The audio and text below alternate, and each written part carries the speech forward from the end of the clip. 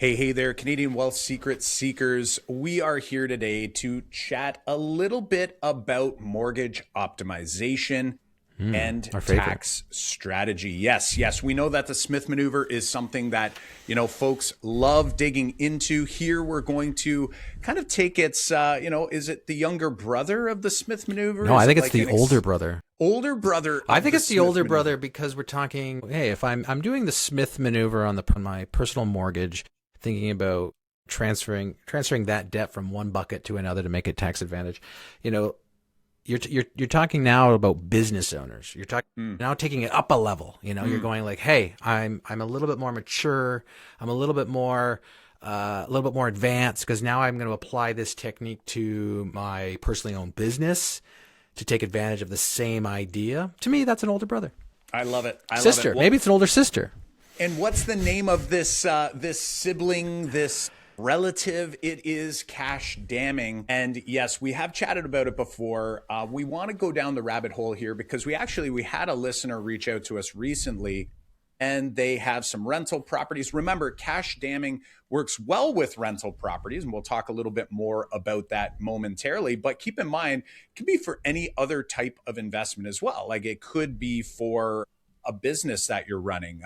It could be for other types of investments that, bring back, say, dividends to yourself. Like there's all kinds of things that you could be doing here. The one nuance, though, with cash damming and the concept we can kind of extend beyond the personal level. The reality, though, is that these have to be using dollars that are flowing into your personal life. Okay. So if you are an Yep. incorporated business owner or you have an incorporated set of rental properties that are all in a holding company, this isn't quite going to be as helpful for you. But for those people who are sole proprietors, maybe they have a business that they're running and they're running it at a personal level. Some people are like, why would I ever do that? Of course, I'm going to incorporate. And the reality is that's not true, as you'll know in some of our other episodes about when to incorporate. Maybe there isn't enough retained Well, earnings from year to year to justify opening up a corporate structure. And in this case, using something like cash damming may be one of the reasons that keeps you from incorporating yeah. a little bit longer.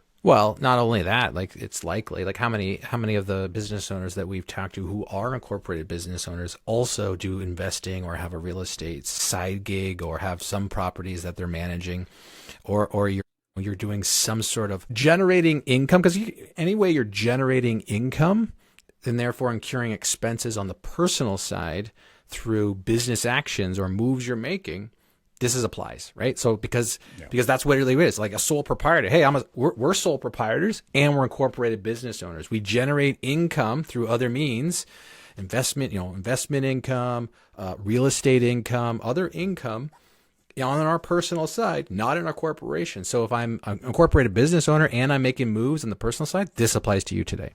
Yeah, absolutely. Absolutely. So, what we're going to be talking about is this idea, this process of cash damming. So, we'll start with the Smith maneuver. It's a very common phrase out there. A lot of people are talking about it. Keep in mind that the Smith maneuver is more complex than simply borrowing to invest or borrowing to put into a business or anything of that sort.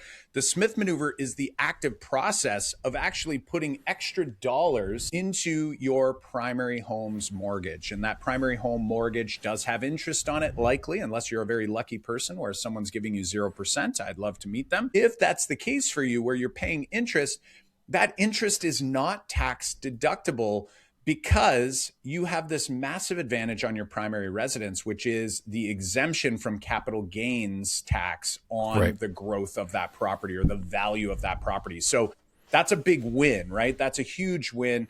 If I've got a property and I hang on to it over my lifetime, I'm going to see some gains there. I don't have to pay any tax on it if I do choose to downsize, sell, or completely leave. So that's huge. So I can't write off the interest on that primary home mortgage. But if I am able to borrow funds from any source, it doesn't matter if that source is like against a home, if it's against, other securities, it could be completely unsecured. But if Third the party. purpose of borrowing those funds is to put into an investment in order to generate income, if that's the goal and the intention here, then I can write off the interest we pay as an expense. So that's what the Smith maneuver is all about. Whereas cash flow or cash damming is it's kind of extending this process where you've got cash coming in from some source. And in this particular episode, we're going to talk about like cash coming in from maybe rent of personally owned rentals that are coming in first of every month. The money sits there, it sits in your bank account, and then slowly throughout the month, that cash flow sort of dwindles down, right? We have a mortgage on each of these properties. Yeah. We've got expenses, we've got insurance, we've got all these different things that we have to spend every month. But there was a period of time where that money was sort of sitting there collecting dust, probably earning, less than 1%, maybe 0.5%, depending on the account you have. Yep. And ultimately, there are some ways that we can maybe put those dollars to use and kind of build off this idea of the Smith maneuver and then simply borrow back what we need to cover those business or investment expenses that are going to happen later in the month or maybe even later in the year. Right. So you can imagine that, like instead of having it sit there, you've got your influx of revenue. That revenue, since you're a sole proprietor, you've got a mortgage, you can be directing those funds into the pay down your mortgage. Maybe you can double up a payment. Maybe you have that like, hey, I can pay up to this percentage on my mortgage every year to pay it down. You're going to do that, which because you now have, say, an attached, readvanceable home equity line of credit, you now have an opportunity to go, let me can borrow against or borrow that money from there now to go, do I use this to pay for my expenses? Yeah, absolutely. And, I'm going to add this just because I've had this question recently by a number of people. They're like, Kyle, I've got $500,000 equity line of credit, but it's not readvanceable. So like, I'm not able to like take advantage. And it's like, no, you're totally able to take advantage. You can do the same process. You're not going to gain more room when you put an extra dollar on your primary residence. But the reality is you've got $500,000 already available to you. So this isn't really a problem for you until you run out of home equity line of credit room, right? So readvanceable mortgage is really helpful. And I would argue it's like the go-to when, let's say, you're already fully leveraged. So let's say you're maybe a new home buyer and you don't have much equity in there and you're only able to access little by little, month by month as you pay it down. But for many people who are exploring the Smith maneuver, usually it's something that sort of happens to you after you've gained a little bit of momentum, which means you probably have some equity. You may already have a home equity line of credit. Maybe it's not readvanceable, and that's not the end of the world. You can definitely continue to utilize these strategies. Just noting that the big goal here is that we're reusing the same dollar in order to pay down that non-tax deductible interest. And that's going to be non-tax deductible principal, which is generating that interest. And then it's going to be reborrowed for investment or business purposes on the other end. So net, you still have the same amount of debt. You may even be paying a little bit more in terms of the interest rate on that home equity line of credit compared to your primary mortgage rate. But at the end of the year, you now have interest that you can write off against your income to help you save on your highest marginal tax bracket that you're in. Now, this is going to sound tomato, but, incorrect. Help our listener who's thinking about this and be like, wait a minute. So let's say I use my business, my sole proprietor business revenue, pay down the mortgage, borrow from the home equity line of credit. So all I did was transfer debt. I transferred mortgage debt into HELOC debt.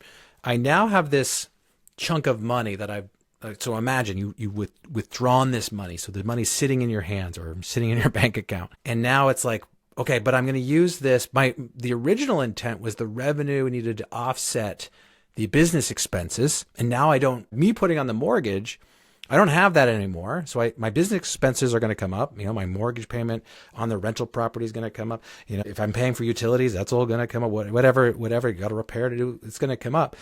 And now I have to use that, say, borrowed amount to pay down those expenses to keep them going. So I need to pay them off. But then it's like, is it tomato? Be like, wait a minute. The money that I borrowed, is it for income purposes? And probably the tomato here is like you have to think of it more as probably you've now taken that borrowed funds and you've invested it in your own business. Right. Whether that money pays for the lights to be on or whether it pays for an investment opportunity doesn't matter. Yeah. It's all in the same pot, and your business needs it to make money. Otherwise, it wouldn't be able to make money.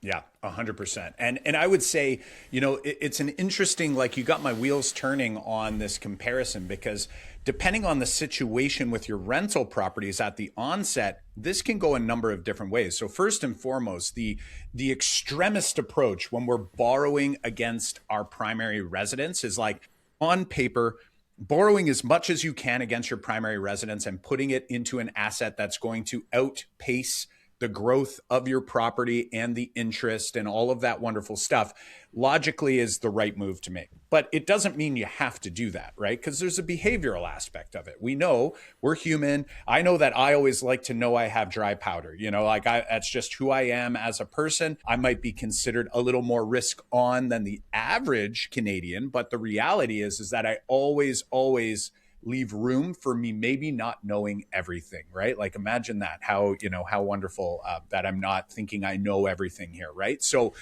in this world, if you take an example, like, let's pick properties that are literally cash flow neutral at the end of every month currently. So meaning money comes in, and then at the end of the month, all the money's gone, not an extra dollar out of pocket, and we didn't get an extra dollar of profit to spend on other things. It's like the money's in, the money's out.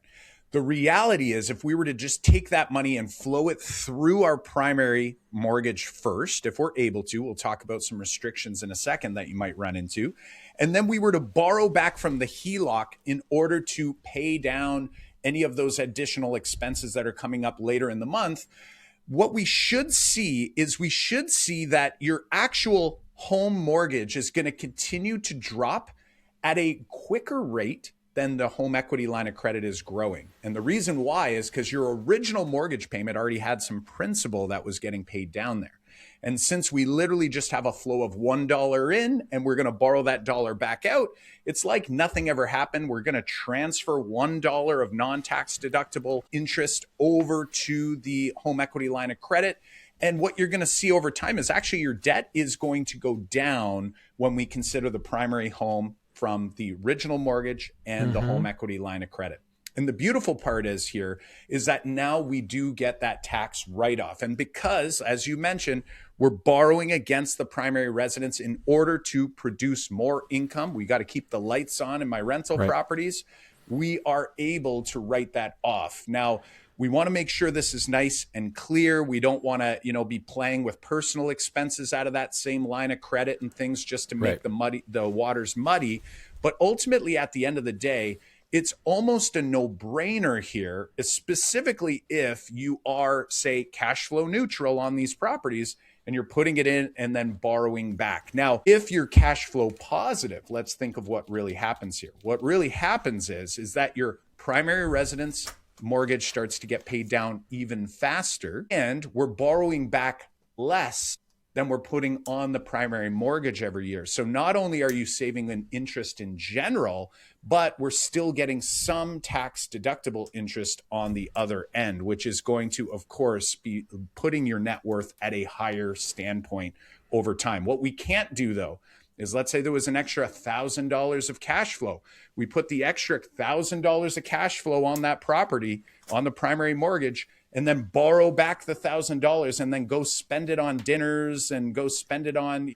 Got to be valid business expenses, guys. It's got to be valid. So make sure you're bringing out your business partners or doing something like that and making sure you document it. But ultimately, at the end of the day, moral of the story is that you're at least paying down that mortgage. And if you didn't need that $1,000 for your personal lifestyle, that could still be a great move.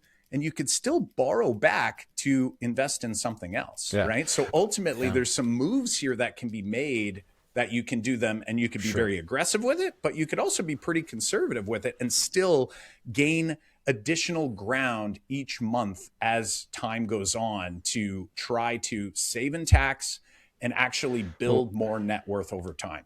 Yeah. Yeah. Like what I was thinking, what I wanted to say is another key idea, right? Is like, you're not creating a new expense. The expense was there already, right? Like you had the expense. The expense was was your interest that you're paying the lender.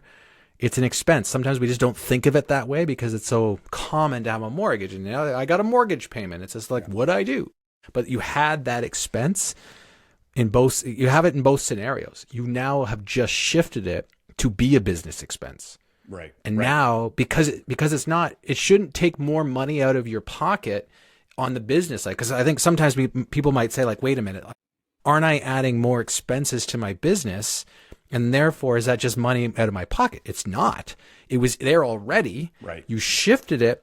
And so now it's a business expense and actually is putting more money in your pocket because you get the tax write-off. You can say that's an expense. So it actually reduces your business income. So that's, I think, where people like think, but wait a minute, my business income is going to go down. Sure. The business income, like your net profit is going to slightly go down by that interest expense. Right. Because you added that to the business, but you had it already. You just had it not in the business in a way. But as a sole proprietor, the CRA doesn't matter to them. You're all one pot anyway. Yeah, for sure. And where this could, where we could see some divergence from this idea is if, let's say, the difference between the interest rates is extreme, right? So for example, let's say my home equity line of credit interest rate is 6%. And let's say my primary residence mortgage was 2%, right? So now we're going, okay, well, I mean, even if I'm in the 50% marginal tax bracket at a personal rate, it's like I'm still paying 3% on those dollars on my home equity line of credit. And on my primary, I was paying 2%, right? So it's like there could be scenarios, but it's fairly extreme. And I would argue, unless you're still riding a mortgage like from 2020, mine just came up for renewal. I had like 1.76%, something ridiculous, right? So cash damning at that time with that mortgage compared to where the prime rate was, and the HELOC is going to be connected to prime, it's going to be variable. So at that time, didn't make a ton of sense for me to necessarily do cash damming. And I would even argue like it didn't even really make sense for me to do additional payments on my mortgage in order to open up more home equity line of credit room. Why? Because I already had the room there. I could just reinvest that now as is without putting an extra dollar on the primary mortgage. So we just want to make sure that, we don't have an extreme difference between the interest rates, but I would argue that, given that we have 5-year terms traditionally here in Canada, that seems to be the most common term length. Within a 5-year period, there's going to be times at least where this is going to be a huge benefit for you to do. And to your point, John, about extra money, like a lot of people will say things like, well, I mean, I have to pay interest only on this home equity line of credit. So like, where am I going to get that money from? And there's really two things that are happening. First of all, like you said, you owed the money somewhere. So if the interest rates are close enough, that money was getting paid, whether it was in the mortgage or whether it's on the home equity line of credit. You have the option of literally paying out of your personal account the interest on the home equity line of credit and then borrowing that interest back in order to deal with it. So in a scenario like rental properties, like every month as you contribute the rent, let's say you had 3 rental properties and you're getting $6,000, every first of the month.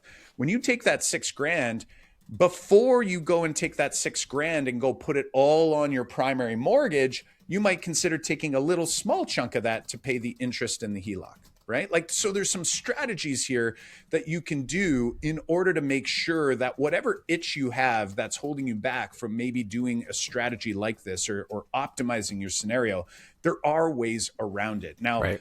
I would be lying if I said that everything's easy here because everyone's mortgage, like if we talk about some of the restrictions that are on mortgages, sometimes these are good things and sometimes they're bad. For example, my current mortgage allows me to make up to double the payment every single payment cycle. So whether it's bi-weekly, weekly, monthly, it doesn't really matter, but I can pay up to double. And then once a year, I can pay up to, I want to say it's 10 or 20% of the entire principal, but that's only once a year. So in this scenario, if your regular mortgage payment was $2,000 a month or $3,000 a month, doesn't matter. Let's say it's $3,000.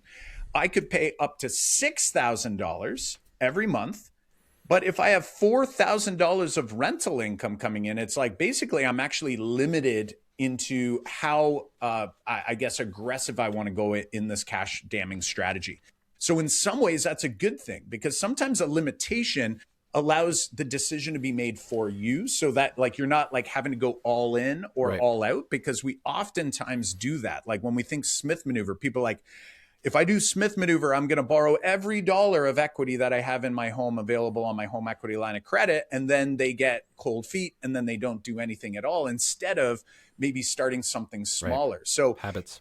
if you're thinking about some of these things, we always say start small. So like you don't necessarily have to go all in on this strategy. Like try it on a little bit, see how it makes you feel, and see if you can monitor that progress. And I would say number two, let's not see if you monitor the progress. Let's actually monitor the progress, right? So let's make Yeah. sure that we're tracking month by month what's happening to my mortgage balance, what's happening to my HELOC balance. Let's see the difference between that. And let's actually like monitor it so that you have sort of this motivation to say like, oh, I'm seeing it happen now. You can, of course, project this out ahead of time, but when you see it happen, it's very motivating for you to continue doing that process. And if you did start small, you start in your mind to say, you know, if I started like with a quarter of this income that's coming into my world, maybe I should double that up now. Like, and I'll see double the benefit happening here. One other nuance I want to mention for those people who don't have personal rental properties and they're not a sole proprietor, they don't have this extra money coming in. Keep in mind your T4 income or your dividends you're earning from your business or whatever it is, those dollars that are flowing into your life, if they're sitting around in an account for too long, this is an option that you have. Just make sure that if you are borrowing back against the HELOC, that it is going back into some business or revenue generating enterprise like an investment. And that would allow you to also benefit and essentially be making this the Smith maneuver, the original idea Right. that will help you to transfer some of that non-tax deductible interest over to tax deductible interest. Yeah, no, I'm glad you brought up the tracking because I think the tracking is the motive for me. This is specifically for me. Like, you know that if you've listened to many episodes before, you know that I talk about that all the time in my life because the tracking is exactly what you just said. It's the little wins you see that help you stay true to your habits and keep your habits going. And that's an essential component for like not only being able to report to the CRA if you ever got tapped on the shoulder or you need to like show someone that these are the moves you made and this is why it's tax deductible. So like not only helps, but it keeps you focused on what the habit can be, and so you can see those wins. It's an essential component. We've written many times, and we've had many episodes about the Smith maneuver and cash damming, but we've written a blog post over on the Canadian Wealth Secrets blog or website. You can read that blog post, which is the ultimate guide to the Smith maneuver and wealth strategies in Canada. There's sections in there about cash damming and others. There's specifically a section in there that refers to what you just talked about, Kyle, and thinking about cash damming and the Smith maneuver in high interest rate environments and why that works. We dug into the math behind that. So it shouldn't shy you away from making those moves, but you can understand the math behind why it can still be profitable and beneficial to you in the long run. So you can head on over to CanadianWealthSecrets.com/Smith-maneuver. Make sure you spell maneuver right. And then we'll put that link in the show notes. So you could just scroll below and click that. There's a full guide there. There's also an instructional video there for you to watch. Yes, absolutely. And friends, keep in mind, this is a volume game. You'll hear us say it on the episodes and on the podcast so often. Investing, wealth building is a volume game. And this is one of those strategies and maneuvers that we can create more volume in terms of the investable assets we have. And then it's all about managing the tax issues. I always say it's a good problem to have if you're battling a tax problem. Because, I mean, let's not get into the CRA and a tax problem with them, but when you have a big tax bill, that's because you've hit that first goal in the list, which is volume, right? Building a strong income, building your net worth, and then it becomes all about minimizing those taxes and getting efficient as possible, taking risk off and being able to protect the pile. If you're interested to learn more about where you are along the journey in our 4-stage process, you should head on over to CanadianWealthSecrets.com/pathways. And if you're ready to hop on a discovery call with us, we are an education first firm. So come on in, pick our brains, get your next best step by heading over to CanadianWealthSecrets.com/discovery. And we will see you in our next episode. Just a reminder, the content you heard here today is for informational purposes only. You should not consider any of the information as legal, tax, investment, or financial advice. And Kyle Pierce is a licensed life and accident and sickness insurance agent and the president of corporate wealth management here at Canadian Wealth Secrets.